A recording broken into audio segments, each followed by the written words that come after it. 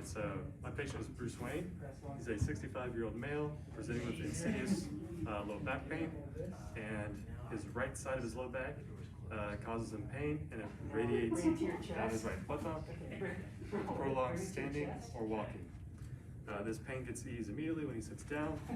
He also reports difficulty with squatting and lifting heavy objects from the ground, which interferes with his hobby, working on the Batmobile. He has decreased lumbar extension range of motion due to pain, and his pain has improved lumbar flexion. He demonstrates 3 out of 5 trunk flexor and extensor strength, 4 out of 5 gross hip strength, and upon observation, there's a decreased lordosis and more pelvic control whenever he squats. So, for the first exercise progression that we'll be doing, we'll be working on anterior and posterior pelvic tilts. We're going to do these because he needs to work on his pelvis control while squatting, and we're going to ultimately progress to a squat, but we want to make sure we have the basics down first. So, we're going to teach him how to go into posterior pelvic tilt, anterior pelvic tilt. He's going to alternate back and forth between these 20 times for 3 sets. And then I'm trying to do the 50 pounds. And then after he gets those done and he gets them mastered, we're going to move on to sit to stands with a posterior pelvic tilt. That way, again, we're kind of progressing our way up to that squat. So, he'll find a nice edge. He's going to get into that posterior pelvic tilt. He's going to sit down, back up. Posterior pelvic tilt, down, and up. So he's maintaining that pelvic control while he's doing that motion. And then finally, for the progression, for the advanced progression for that exercise, we're going to be doing a squat to the ground, picking up a heavy object with a posterior pelvic tilt, so that way we encompass his pelvic control during a squat.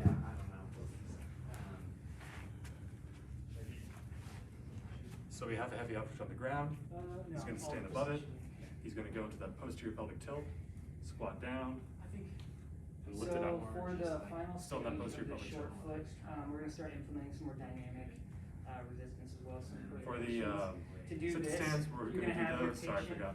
Sit to stands 15 times for 3 sets. We're kind of transitioning from endurance to strength. That's our transition point.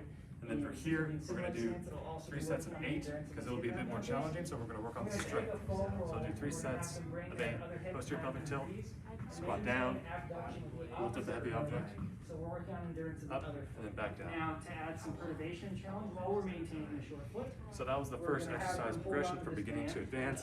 The second exercise progression we're going to do is going to focus a bit more on his extensor and flexion control and strength. So for the first exercise, we're going to be working on his motor control. We're going to be doing some cat-cows. 2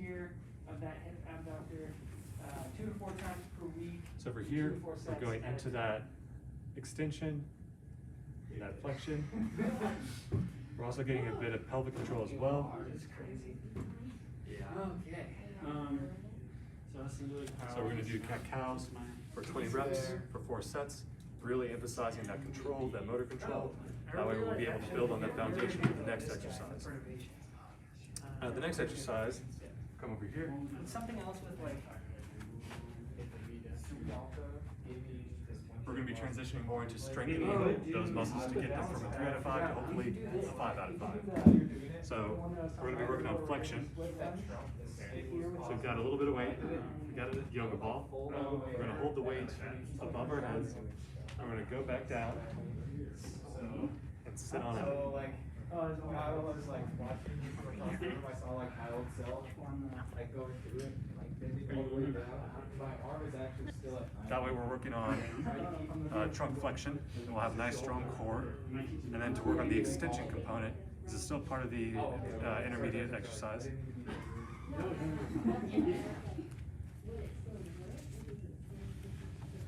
We'll be doing some Supermans on a Bosu ball. So we're working on unsteady surfaces for both of these, challenging that core. And now we're going to work on the extensing component of the trunk.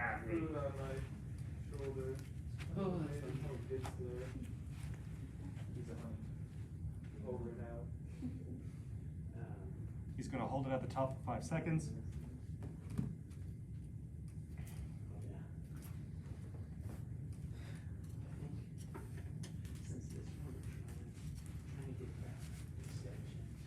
he's gonna do, since we're moving into the strengthening component, we're gonna do 3 sets of 12 for both the trunk flexion and the trunk extension control for these.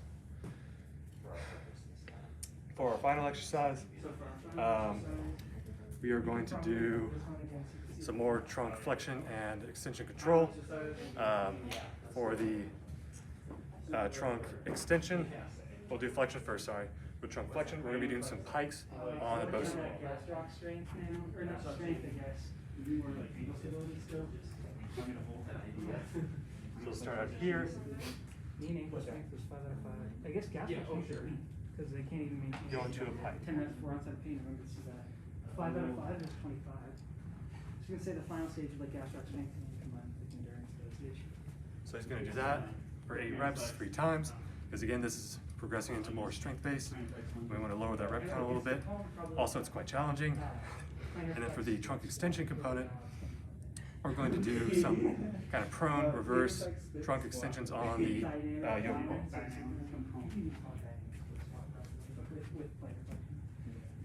So he's going to go down onto his elbows. He's going to have the ball underneath him, and he's going to lift his legs up off the ground. Here probably. Hold that for 5 seconds. And I really want to emphasize him folding himself back over the yoga ball, so that way we can get the nice trunk extension again. Okay. So for our last exercise progression. So now we progress all the way from the motor control to strengthening to get that core down for the flexion and extension. And for the first progression, we worked on his ability to pick up heavy objects from the ground while squatting, nice and functional to work on his hoppy. And that is the exercise progression.